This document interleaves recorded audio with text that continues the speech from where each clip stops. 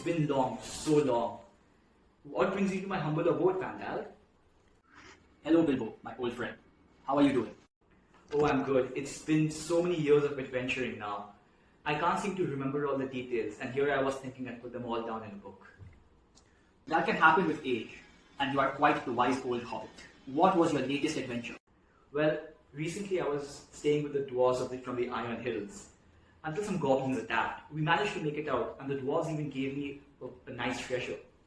And what might that be? They left me with a chest of silver and a chest of gold. I figured that's enough to last me and my dear niece an entire lifetime. That sounds mighty generous of the dwarves. They are known for their generosity. Yeah, you'd be surprised. And not just that, I have an even better treasure that I've found somewhere else during my travels. I'm afraid I know that of which you speak, Bilbo.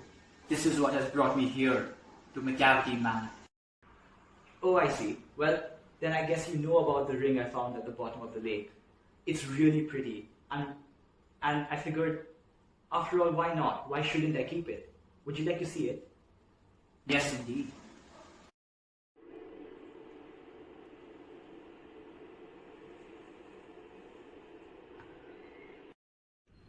She sure is, Bilbo.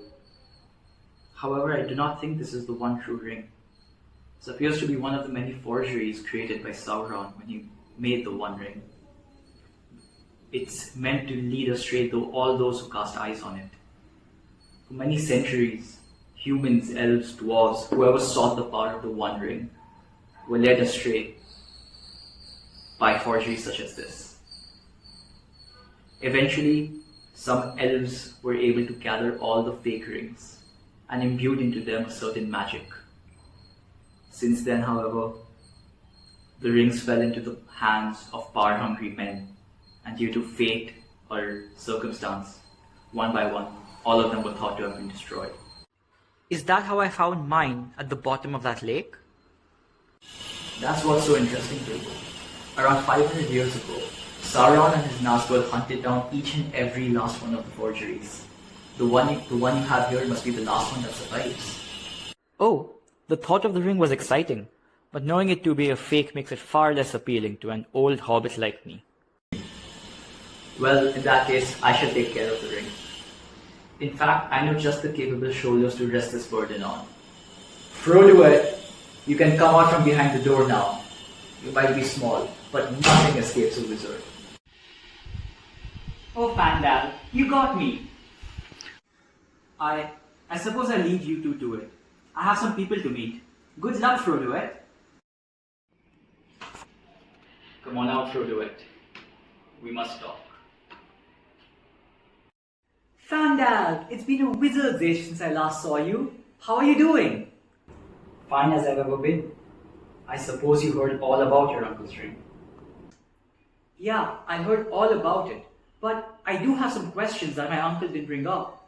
For one, why does Sauron want to destroy the very rings that he created? That was to break the elvish magic upon them.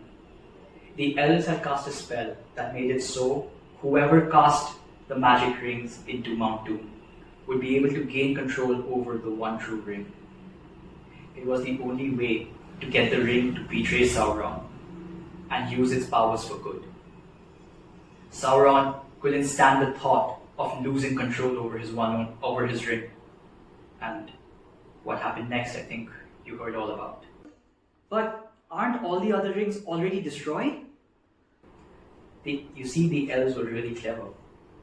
They knew that Sauron would come after these rings once he found out about them. They made it so that if any of the rings were to be destroyed, its magic would be transferred amongst all of the other rings. And so it continued for decades.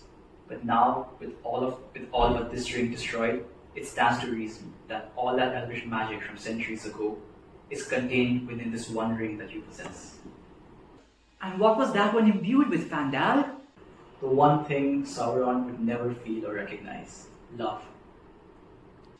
And now, whoever casts the Ring of Love into Mount Doom would be the one to wield the one true ring. Isn't that right? You understand perfectly, young hobbit. And that is why I entrust this ring to you. to take to Mordor, to cast into the very fires of Mount Doom. But I've never been adventuring before. It matters not, for I can see the spirit of your uncle in your eyes. I must be leaving now, but I will leave behind all you need for your quest, right here on this table. Don't forget the magic wand and the bag as well. I have left you some aid in the bag, but do not use it until you have completed the second ride. You must make haste, or Sauron will not be far behind. Fly!